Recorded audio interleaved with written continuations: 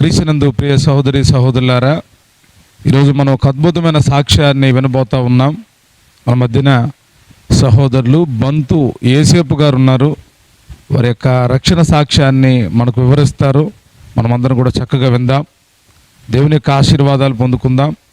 వారి ఆధ్యాత్మిక జీవితం ఎలా ప్రారంభించబడిందో, వారు దేవుని ఎలాగ విశ్వసించారో, వారిని అడిగి కొన్ని విషయాలు, వారి సాక్ష్యాన్ని మనం తెలుసుకుందాం. తప్పకుండా ఈ సాక్ష్యాన్ని మీరు ఆధ్యాత్మికంగా బలపడతారని కోరుకుంటా ఉన్నా. ప్రైజ్లాడయ్యా. ఈరోజు మాతో కలిసి దేవుని యొక్క సాక్ష్యాన్ని చెప్పడానికి దేవుడు మీతో కలిసి ఉండడానికి నాకు మంచి అవకాశాన్ని ఇచ్చాడు. అవును. మరి ఈ సాక్ష్యం మేము యూట్యూబ్ ఛానల్లో ప్రసారం చేయబోతా ఉన్నాం. చాలా మంది వినబోతా ఉన్నారు. అవునయ్యా. ఇప్పుడు మీ వయసు ఎంత ఉంటుందయ్యా? నా వయసు ఇప్పుడు 70 సంవత్సరాలు. మీరు ఎన్ని సంవత్సరాలు అప్పుడు ప్రభువు నమ్ముకున్నారు? 41 సంవత్సరం. 41 సంవత్సరం. అంటే అంతకుముందు యేసుక్రీస్తు ప్రభు అని నమ్ముకునే ఉన్నారా, లేకపోతే ఎలాగా? నేను నమ్ముకోలేదయ్యా. నేను ఒక క్రైస్తవ కుటుంబంలోనే జన్మించాను, కానీ ఓకే, పేద కుటుంబం. మరి మా నాన్న మా అమ్మగారికి భక్తి విషయంలో తెలియదు, మాకు తెలియదు, మారు మనిషి ఏంటో తెలియదు. అంటే మీరు పెద్ద ఫ్యామిలీయా? మీరు కుటుంబంలో ఎన్నో వాళ్ళు? 4 ఒక మగ పిల్లము, ఒక ఆడపిల్ల. మాకు నాన్నగారి పేరు ఏం పేరు? విన్నాసి. అమ్మగారి పేరు సువార్తమ్మ. అమ్మగారు బాగా ప్రార్థన చేసేవాళ్ళ? వాళ్ళు చేసుకునేవాళ్ళు, కానీ ఆ రోజుల్లో మాకు ఆ ప్రార్థన తెలియదు, ఇవన్నీ ఎవరో తెలియదు. ఓకే. అంటే మేము చిన్నపిల్లలు. వాళ్ళు అప్పుడు కూలి పని చేసుకోవటంలో ఇంట్లో జరగక మరి పాలిర్తనానికి పెట్టారు మమ్మల్ని. చిన్నప్పుడు మీరు చదువుకోలేదు? అసలు ఏం చదవలేదు? ఏమి చదవలేదు. ఏదో వెళ్ళాము, కానీ అక్షరాలు అజ్ఞానం, అక్షరాలు అభ్యాసం తప్పలేదు. మీరు కుటుంబంలో ఎన్నో వాళ్ళు అయ్యా? నేను 2వ అబ్బాయిని. పెద్ద అన్నయ్య ఉన్నాడయ్యా. తర్వాత మీరు తమ్ముడు? అవును. తర్వాత 2 తమ్ముళ్ళు, ఒక చెల్లి. 2 తమ్ముళ్ళు, ఒక చెల్లి. మీరు 5గురా? 5గురు. ఓకే. అందరూ ప్రభు నమ్ముకున్నారా? ఇప్పుడు నమ్ముకున్నారా? అంటే ఇంకొక ఆయన ఆర్షంలో ఉన్నాడు. ఓకే. యేసు ప్రభుని తెలుసుకున్నారు. ఇప్పుడు ఒక ఆయనేమో ఇంకా రాలేదు. నా తర్వాత అయినా ఇంకా ప్రభులోకి రాలేదు. ఓకే. అసలు మీరు ప్రభువుని నమ్ముకోవడానికి గల కారణం ఏంటి? ప్రభువుని నమ్ముకోవడానికి కారణం ఏంటంటే, మరి మేము బాల్యంలో పాలిర్తనం చేసుకోవడానికి ఈ స్థలానికి వచ్చాము. ముస్తాబాద్. మాది నేటివ్ ప్లేస్ వెల్టూరు. ఇది జీకొండూరు మండలమా? కాదు, మైలవరం మండలం. జీకొండూరు అనుకుంటా. అయితే మరి కాదు, మైలవరం డివిజన్, మైలవరం మండలం. మైలవరం దగ్గర ఉన్న వెల్టూరు గ్రామం అయ్యా. ఓకే. అక్కడ నుంచి మేము ఇక్కడికి పాలిర్తనానికి వచ్చాను. నేను. మీరు ఒక్కళ్ళే వచ్చారా? మా తమ్ముడు ముందు వచ్చాడు, ఆ తర్వాత నేను వచ్చాను. ఓకే. సరే, ఇక్కడ పాలిర్తనానికి వచ్చి పాలిర్తనం చేసి స్థిరపడ్డాం. మా అమ్మ మా నాన్నగారు కూడా మాకు దగ్గర ఉండటానికి వచ్చారు. వచ్చిన తర్వాత ఇలాగా కొనసాగితే రైల్వే ఈ టెంపరీగా చేరాం. రైల్వే సంవత్సరంలో జాయిన్ అయ్యారు, ఉన్న ఐడియా ఉందా? 73 సంవత్సరం. 1973 రైల్వేలో టెంపరీగా జాయిన్ అయ్యారు. అవునయ్యా, ಎಲ್ಲರೂ జాయిన్ అయ్యాం. అప్పుడు ఏదో పెడతా ఉండేవాళ్ళు, మరి ఆఫ్ చేస్తూ ఉండేవాళ్ళు. అలాగే బాధలు పడుతూ అది కంటిన్యూ అయింది. ఆ కంటిన్యూ అయిన తర్వాత 1980లో రైల్వే డిపార్ట్మెంట్ వారు ఆ చిన్న మరి ఆ క్లాస్ వరకు గ్యాంగ్ మీదకి ఇచ్చారు. అలాగే దాంట్లో కొనసాగుతూ ఉన్నాం. అప్పటికి వివాహం అవ్వలేదు. అప్పుడు పర్మనెంట్ అయిందా? అవ్వలేదయ్యా? పర్మనెంట్ అవ్వలేదయ్యా. అంటే ఇప్పుడు అది స్కేల్ అని ఇచ్చేవారు మాకు. ఒక స్టెప్లో ఉన్నారు. అవును, ఒక స్టెప్లో ఉన్నాం. అది చేస్తూ ఉండగానే కొన్ని దుర్వ్యసనాలకి లోనైపోయాను. సావాసాలు కానీ ముందు చోట్ల బీడీలు సిగరెట్లకు అలవాటు అయిపోయాం. ఆ తర్వాత తాగుడు అనేది అలవాటు అయిపోయాం. ఆ తర్వాత ఇక అన్ని శరీరంగా విచ్చలుగా ఇది విచ్చలు తీయడం అని దాని నుంచి బయటికి రాలేకపోయాం. దాని నుంచి అంటే ఎప్పుడు వివాహం అయింది అయ్యా 1980 ఇదే నెల జూలై 18వ తారీఖు. ఇదే నెల జూలై 18వ తారీఖు శుక్రవారం ప్రభు వివాహం జరిగించారు. అయితే ప్రభు అంటే నేను అప్పటికి కూడా నమ్మకం ఉన్నా కూడా ప్రార్థన చేసుకుంటూ ఉండేవాడు, కానీ స్థిరత్వం లేదు, మారు మనిషి లేదు. అంటే మారు మనిషి ఏంటో తెలియదు, రక్షణ ఏంటో తెలియదు, పాపం ఒప్పుకోవటం ఏంటో కూడా తెలియదు. అయితే ప్రార్థనకి వెళ్ళేవాడిని. ఏదో యేసు ప్రభువారు దేవుడు ప్రార్థన కంటే ఎక్కడికి వెళ్ళేవాళ్ళు? ఆర్షంకి వెళ్ళేవాడు. ఆర్షంలోనే నా వివాహం అయ్యింది. వివాహం అయ్యింది. అయితే నేను ఈ బానిసప్పుడు అక్కడ మామూలుగా పాపక్షమాపణలు అవి ఉండే కదా, అవి మీరు చెప్పేవాళ్ళ? అంటే పాపాలు ఒప్పుకోవడం ఏమైనా చేసే? అది నాకు తెలియలేదు అయ్యా, తెలియలేదు. అక్కడ మరి ఆ జపాలు ఏమన్నా నేర్చుకున్నారా? ఆ జపాలు కూడా పెద్దగా నాకు కంటత్వం అవల వింటా ఉండేవాడిని. అయితే వాటితో పాటు వాళ్ళు చెబుతూ ఉంటే వాళ్ళ వెనక వాళ్ళు చెబుతూ ఉండేవాడిని. ఆ ప్రార్థనలో ఏకీభవిస్తూ ఉండేవాడిని. పాపం మానలేదు. ఆదివారం ఎప్పుడో చెదురుగా గుడికి వెళ్ళేవాడిని. అందరికన్నా ముందు బయటకు వచ్చేవాడిని. వచ్చేసి తాగేసి వచ్చిన అందరికన్నా ముందు తాగేసి బజార్లో అల్లరి చేస్తూ ఉండండి. ఇంకా వీళ్ళు వెనక వస్తూనే ఉండాలి. చర్చి అప్పుడే చర్చికి వెళ్ళి వచ్చి అప్పుడే అవును తాగేసి అల్లరి చేస్తూ ఉండేవాడిని. వాళ్ళు పాపం ఏమనేవాళ్ళు కాదు, ఏమంటారు. అలాగా కొనసాగింది. వివాహం అయ్యింది. వివాహం అయిన తర్వాత మరి ఈ భయంకర జీవితం నుంచి ఇంక నేను అలాగే కొనసాగాను, పెళ్ళైనా కూడా. అయితే అయ్యాను కానీ తల్లిదండ్రులు విడిచిపెట్టలేదు, అన్నదమ్ములు విడిచిపెట్టలేదు, అక్క చెల్లెని కూడా విడిచిపెట్టలేదు. వారికి కూడా సహాయం చేస్తూ ఉండేవాడిని. ఏదేమైనా ఈ లోపు అప్పులు అయిపోయినాయి, బాగా అప్పులు అయిపోయి ఇక చనిపోదాం అని నిశ్చయించుకున్నాను. ఇక బండి కింద ఎందుకో ఇక ఏదో సాగి అక్కడికి నేను కొంచెం ఆ బండి ఆ గొడవలు 30 తోళ్ళు నేను గొడవలు పనిచేసేవాడిని. అప్పుడు ఆ ప్రయాణం వెళుతూనే ఏం చేశానంటే భయంకరంగా తాగేసాను. ఆ సైకిల్ పక్కన పెట్టేసి నడుచుకుంటానే ఆ బ్రిడ్జి ఒక సైడ్ గోడ ఉంది కదా, ఆ గోడ మీద పనుకున్నాను. మేలు వస్తుంది, ఏదో ఒకటి తగిలి చచ్చిపోతాను. కానీ అప్పుడు కూడా ఏ హాని జరగలేదు. అంటే ఎలాగా? అంటే మీ మనసు మార్చుకున్నారా? మీకు ఏం జరిగింది ఆ టైంలో? ఏం జరిగిందంటే చనిపోదామని నేను నిశ్చయించుకున్నాను. ఇక ఎందుకు నా బ్రతుకు ఎంత మరి ఇంట్లోనే మరి నెమ్మది లేదు, బయట నెమ్మది లేదు. మరి నాతో కలిసి ఉండేవారే నన్ను అసహించుకుంటున్నారు కదా అనేసి ఇక ఏంటంటే నీవు నిశ్చయం బ్రతకూడదు, ఇక నేను చనిపోవటమే, అప్పులు తీర్చలేరు, ఈ అవమానం నేను భరించలేను అని ఒక నిర్ణయానికి వచ్చేసింది. అలా పొనుకున్నాను కానీ నాకేమీ హాని జరగనిలా దేవుడు. కారణం ఏంటో నాకు తెలియదు కానీ సరే మళ్ళీ లేచాను, మళ్ళీ డ్యూటీకి వెళ్ళాను. అలా జరుగుతూ ఉండగా మా చెల్లి ఒక చిన్న సావాసానికి ప్రార్థనకి వెళుతూ ఉండేది. ఆమె మా చెల్లి గారి పేరు మరియమ్మ. అవునయ్యా. ఇక్కడే ఉంటారు, ఇప్పుడు ఇక్కడే ఉంటారు. ఆమె ప్రార్థనలో పెట్టి సేవకులకి చెప్పి సంఘానికి చెప్పి అవి ఎంతో కన్నీరు కార్చేది. ఒక దినాన అదే సావాసం సేవకులు స్థితి కూటం పెడితే ఒక ఇంట్లో నేను ఆ పక్కనే నివాసం చేసేవాడిని. సహవాసం అంటే ఎవరయ్యా? నిరీక్షణ పాల్ గారని. అవునయ్యా. ఇప్పుడు ఏలూరు నిరీక్షణ పాల్ గారని పెనియలు ప్రార్థన మందిరం. నేను ఆ పక్కనే నేను ఉండేవాడిని. నాకు బట్టలునే కాదు, ఏది బజార్కి వచ్చినప్పుడు డాయరే ఉండేది. ఆ డాయర్తో బయటకు వచ్చేవాడిని.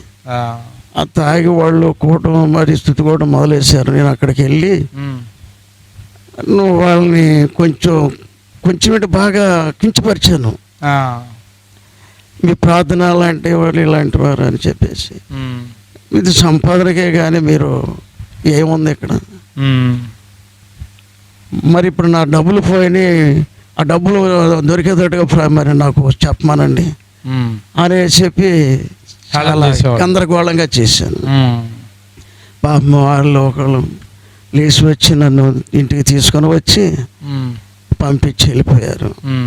ఆ తర్వాత మళ్ళీ అదేం బాణి ఇక అలాగలాగా పాపం ఆ తాగు నుంచి బయటికి రాలేక స్థితిలో ఒకరోజు ఇక నా తాగుడు లిమిట్ ఉండేది కాదు. రాత్రి మగలు కూడా తాగటం, తిరగటం, ఆరవటం, వాళ్ళతో గొడవలు, వీళ్ళతో గొడవలు, అంత చాలా గందరగోళంగా ఉండేది. అటువంటి సమయంలో మా చెల్లి ప్రార్థన చేసి ఒక సహోదరిని తీసుకొని వచ్చి ఇంటికి ప్రార్థన చేయించారు. ఆ ప్రార్థన చేసినప్పుడు రాత్రి ఒక దర్శనం కళ, ఒక ఎత్తైనటువంటి కొండలు మహా అందంగా ఉన్నాయి. ఆ కొండ చివర నేను నిలబడ్డాను. తెల్లని వస్త్రములు కలిగి వారు నాట్యం చేసుకుంటా నా తలపై చేయి వేసుకుంటా వరుసగా వెళ్ళిపోయినారు. నాకు మెలకు వచ్చింది. నాకు ఇలాగా జరిగినప్పుడే వెంటనే తల మెలకు వచ్చింది. ఈ కళ గుర్తుంది. ఇలాగ అమ్మ అని చెప్పేసి అన్నాను. ఆ తర్వాత ఏం జరిగిందంటే మన పీడబ్ల్యూ గ్రౌండ్స్లో 1990 ఫిబ్రవరి నెల కూటాలు జరుగుతున్నాయి.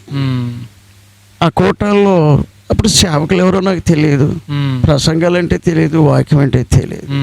ఇక ఏడుస్తున్నాను అంతే. నేను మీటింగ్స్కి వెళ్ళినప్పుడు ఏడుస్తున్నాను. అక్కడ ఆర్ఆర్ కమ్మూర్తి గారని, ఊయూరు నెమానీలు గారని, ఏడి శిఖమ్మన్ గారు, బాపుడులో మరి ప్రశాంత రాజు గారు, ఆ తర్వాత మరి ఆస్ట్రేలియా నుంచి ఒక సేవకులు వచ్చారు. అది ఏ సావాసం అని నేను తర్వాత కనుక్కుంటే ఆల్ ఇండియా పెంతుకోస్తు. ఓకే. ఆ సముఖంలో ఆ దేవుని సేవకుల ద్వారా PW ground, Vijayawada PW ground నన్ను హెచ్చరిస్తూ ఉన్నారు. అంటే దేవుడు మాట్లాడుతున్నాడు, నువ్వు తాగుబోతావా, వ్యభిచారవా, ఏ స్థితిలో ఉన్నావు, ఏ స్థితిలో ఉన్నా దేవుడు నీతో మాట్లాడుతున్నాడు. అది విని నీ హృదయంలో చేర్చుకొని మారు మనసు పొంది దేవుని తీసుకెళితే నీకు పరలోకం, లేకపోతే నరకం అని ఒక మాట ఆ ఏడి శిఖమ్మన్ గారి ద్వారాగా దేవుడు మాట్లాడాడు. ఆ తర్వాత ఊరు నెమానీలు గారు, ఆయనకు ఒక రైల్వే చేసి ఒక ఫ్రెండ్ ఉన్నాడంట. ఆయన సాక్ష్యం చెప్పాడు. ఆయన గృహానికి వెళితే ఉద్యోగమే కానీ ఇంట్లో ఏమీ లేవు, కిటికీలు బూజు పెట్టేసి, ఇంట్లో పనిముట్టు లేదు, అసలు ఏమీ లేదు అంట. ఆ సాక్ష్యం ఆయన ఫ్రెండ్ గురించి సాక్ష్యం చెబుతూ ఉంటే అక్కడ నాకు బాగా ఇంకా మీ గురించే చెప్తున్నారని వెయిట్ చేశాను. ప్రభా, ఆ దౌర్భాగ్యుని నేనే ప్రభా. మరి చేసిన కష్టమంతా ప్యాకెట్కి తాగుడికి ఏర్పరచుకున్నాను అని ప్రభు దగ్గర ఏడుస్తూ ఉన్నా. ఆ తర్వాత కోటాలు ముగించబడి 3 రోజులు అక్కడ ఉన్నాను.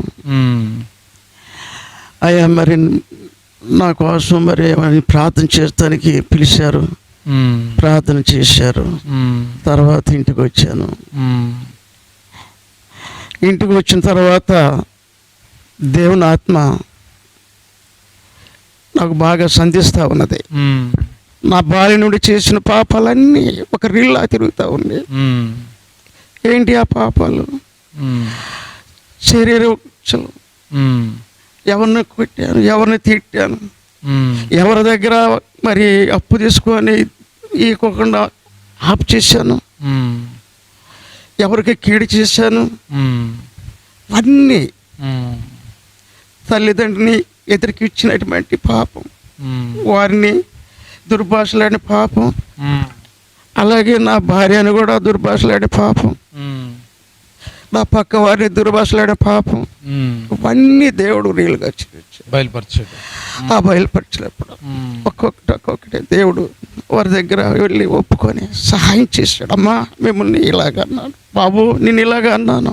వాళ్ళ దగ్గరికి వెళ్ళారు. వాళ్ళ దగ్గరికి వెళ్ళాను, ఆ. వారి దగ్గరికి వెళ్ళి వారి చేతులు పట్టుకొని క్షమాపణ అడిగాను. బా. అమ్మా మిమ్మల్ని ఇలాగ అన్నాను, ఉమ్. మిమ్మల్ని ఇలాగ కీడు చేశాను, సహోదరుడా ఇదిగో నీకు అప్పు ఇవ్వాలి, ఉమ్. ఈ అప్పు తీసేసుకో. ఆ. ఆ సారా కోట్ల రూపాయిన్నర అప్పు ఉంటే ఆ అప్పు కూడా బయలుపరిచినాడు. ఆ.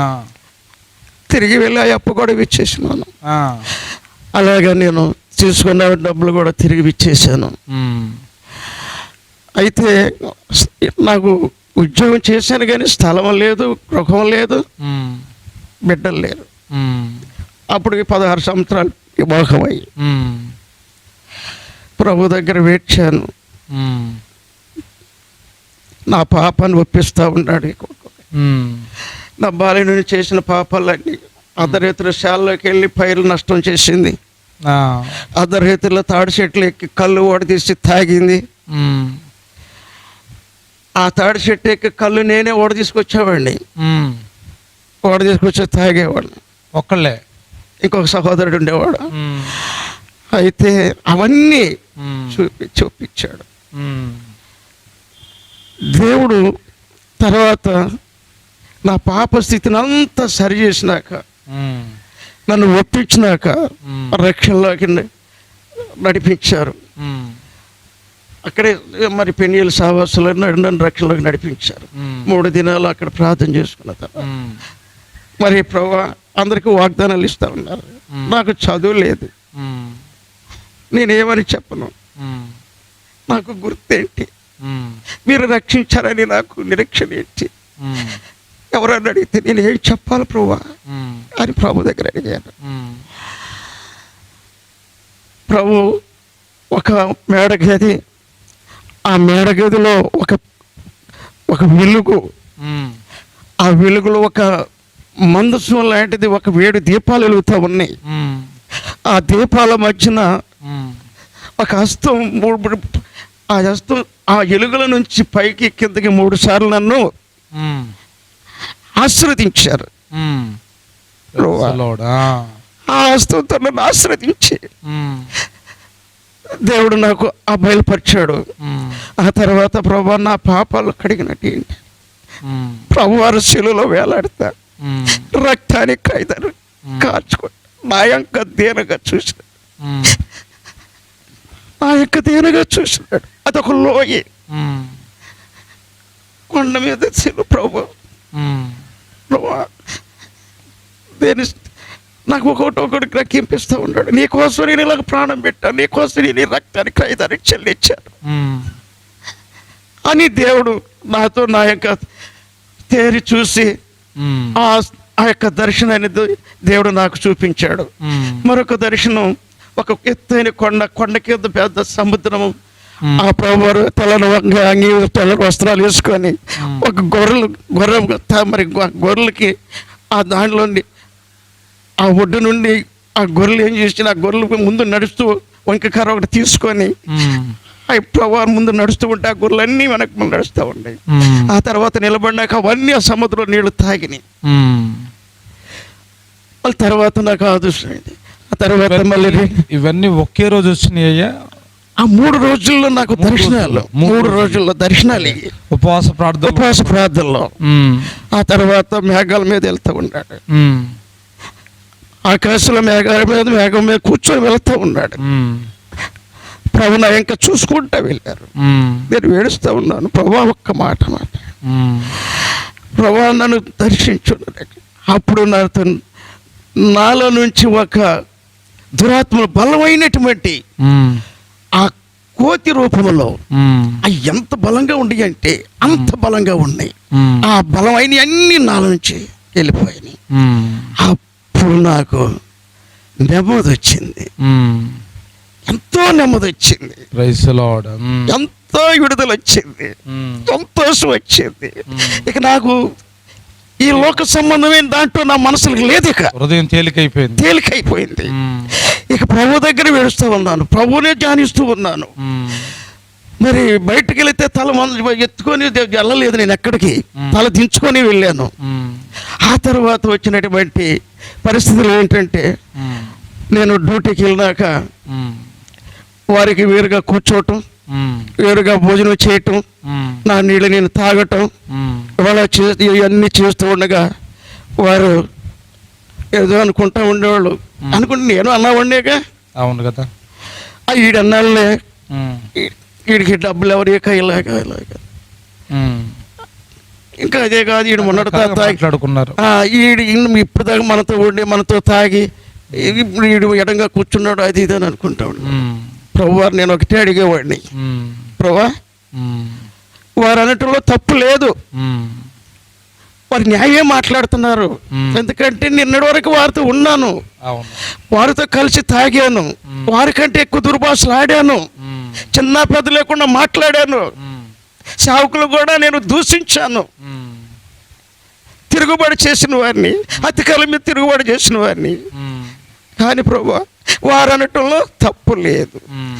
కానీ ఆ మాటలు నా హృదయంలో రాకుండా నన్ను కాపాడు, ఉమ్. వారిని దీవించు, నన్ను క్షమించు అనుకుంటా ప్రార్థన చేసుకునేవాడిని. ఓకే.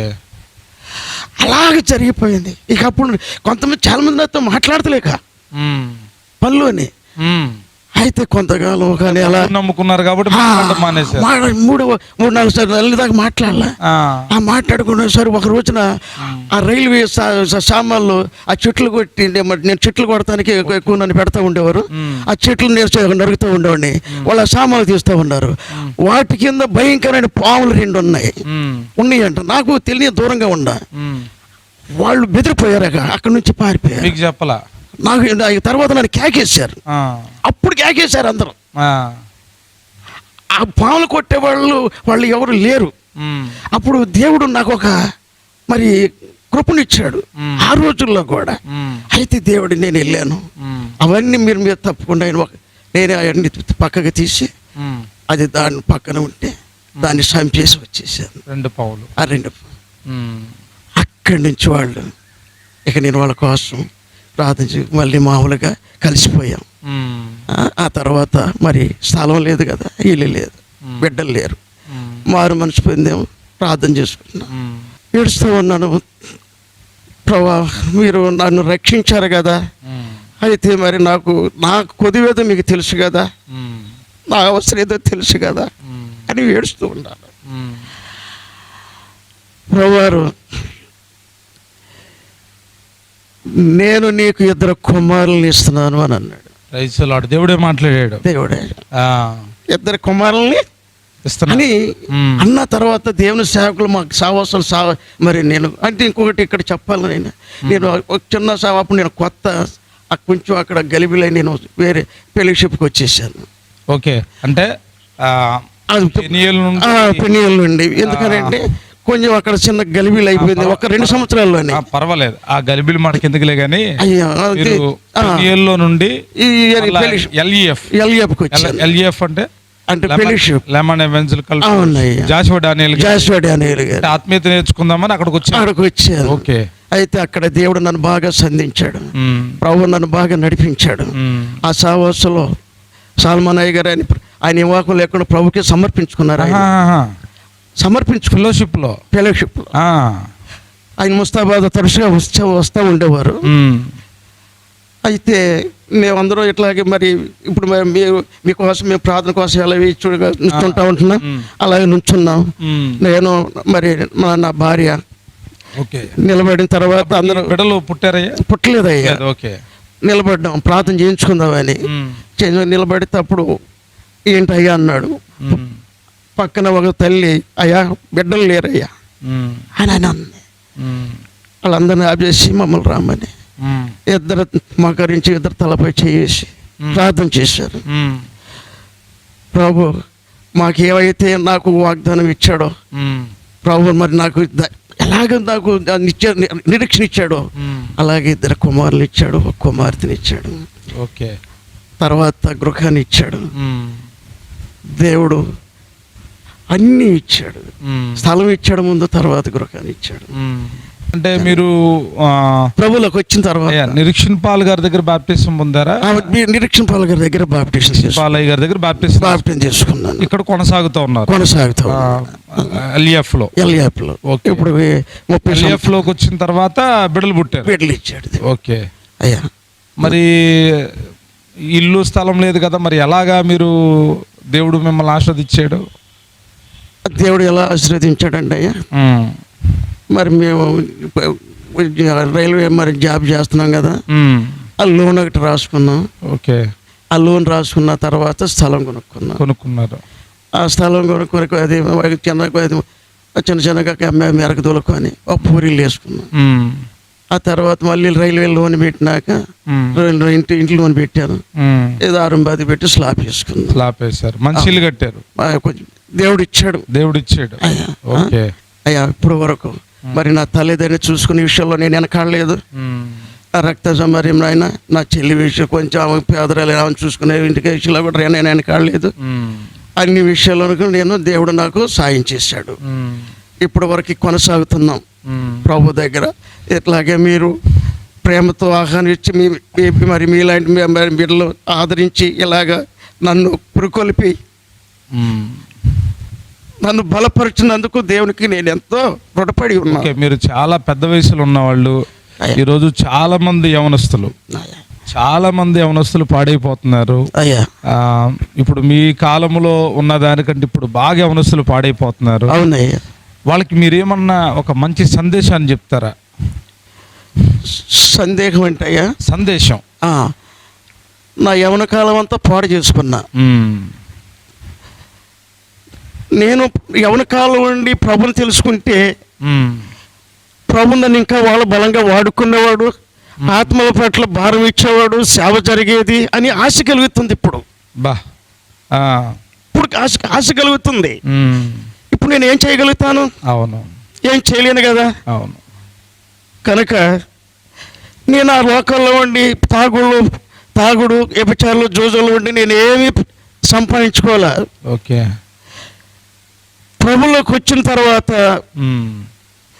ఇతరుల భారం ఏంటో, యవనస్తుల భారం ఏంటో, యవనస్తులు తప్పిపోవటం ఏంటో, తల్లిదండ్రులు దుఃఖపెడతాం ఏంటో దేవుడు అదొక గ్రహింపు జ్ఞానాన్ని నాకు ఇచ్చాడు. వారి కోసం కూడా ప్రార్థన చేసే భాగ్యం ఇచ్చాడు. ఆ బిడ్డలు రక్షణ పొందాలని, యవన కాలంలో ప్రభుని ఎరగాలని, మారు మనసు పొందాలని నాకెంతో అభిలాష, ఆశ దేవుడు నాకు పెట్టాడు. ఇప్పుడు వరకు వారి కోసం కూడా కాలేజ్ స్టూడెంట్ కొరకు, ఎందుకంటే దుష్టుడు వాళ్ళని ఒక్కొక్కళ్ళు మరి మోసంలో పెట్టి మోస ప్రేమలో లాగేస్తూ ఉన్నాడు. ఆ మోసంలో పడిపోతున్నారు బిడ్డలు. తల్లిదండ్రులు దుఃఖ పెడుతున్నారు, వాళ్ళ జీవితాన్ని పాడు చేసుకుంటూ ఉన్నారు. ఇవన్నీ వింటూ ఉంటుంటే, తెలుస్తూ ఉంటుంటే నాకెంతో బాధ వేస్తూ ఉంది. ఎందుకంటే బాధ, మరి నేను ఆ స్థితిలో ఉంటే నన్ను ఎవరు రక్షించేవాళ్ళు? నా కోసం ఎవరు ప్రార్థన చేసేవాళ్ళు? మరి నేను ఎవరికి మేలు చేసేవాడిని? నా జీవితం కూడా ఎప్పుడో మరి కాలగర్భంలో కలిసిపోయేది కదా.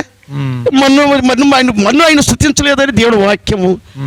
అయితే దేవుడు నన్ను సజీవుడిగా ఉంచాడు గనక ఇప్పటి వరకు, ఆయన కృపచేత నన్ను ఇప్పటి వరకు కాపాడాడు గనక ప్రభు ఒకటే అన్నాడు, నువ్వు వారి కొరకు ప్రార్థన చెయ్యి అన్నాడు.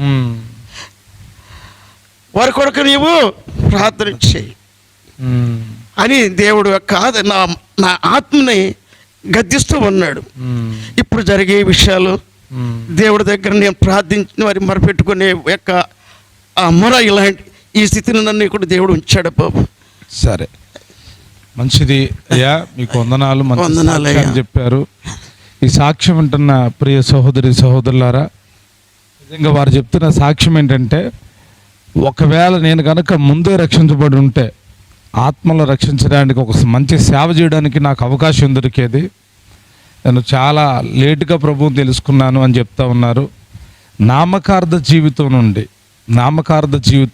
నిజమైన మారు మనసు, నిజమైన పశ్చాత్తాపాన్ని అనుభవించి సహజంగా చాలామంది మారు మనసు పొందామని చెప్తారు, వాళ్ళు ఇతరులు క్షమించలేరు, ఇతరులని క్షమించలేరు. అంటే వాళ్ళు తిట్టాను అని వెళ్ళి వాళ్ళ చేతులు పట్టుకొని క్షమాపణ అడగడం అనేది ఎక్కడో రేరుగా చూస్తూ ఉంటాం. మారు మనసు పొందిన వాళ్ళు అలాగా చేసినటువంటి వాళ్ళు చాలా తక్కువ. కానీ మరి యోసేపు గారి సాక్ష్యం విన్నప్పుడు, అయ్యా మీరు మొదటి పేరు యోసేపేనా? యోసేపే. యోసేపు అనేటువంటి పేరు ఆయన పెట్టుకున్నప్పటికీ నిజంగా యోసేపు లాంటి జీవితాన్ని దేవుడు ఇప్పుడు అనుగ్రహించారు. ప్రభువుని నమ్ముకోవడం, ఆ తర్వాత ఆస్వాదించడం, ప్రభు వాగ్దానాలు చేయడం. బిడ్డలు లేనికి 16 సంవత్సరాల 16 సంవత్సరాలు వేచి ఉన్న తర్వాత దేవుడు బిడ్డలను ఇవ్వడం, వాగ్దానం చేసి బిడ్డలను ఇవ్వడం చాలా అద్భుతమైనటువంటి విషయం. ఈ సాక్ష్యం మీరు విన్న తర్వాత తప్పకుండా మీ జీవితాలను కూడా కాల యవన ప్రాయంలో ఉంటే ప్రభువుని నమ్ముకోండి. ఒకవేళ నడి వయసులో ఉన్న ప్రభువుని విశ్వసించండి, రక్షణ పొందండి, నిజమైన మారు మనసు పొందండి. ఇతరులకు చేసిన కీడుల విషయమై వారిని క్షమాపణ అడగండి. వారి విషయం దగ్గర నిజమైన మారు మనసు ప్రభు కోసం పొంది నిజమైన క్రైస్తవులుగా జీవించాలని నేను మీకు తెలియజేస్తూ ఉన్నాను. కాబట్టి సహోదరుల కోసం, యేసేపు గారి కోసం, భార్య కోసం, బిడ్డల కోసం ప్రార్థన చేయండి. మరొక సాక్ష్యంతో మరొకసారి కలుసుకుందాం. దేవుడు మిమ్మల్ని అందరిని దీవించును గాక. Bless you. అయ్యా మీకు వందనాలు. వందనాలు. Praise lord.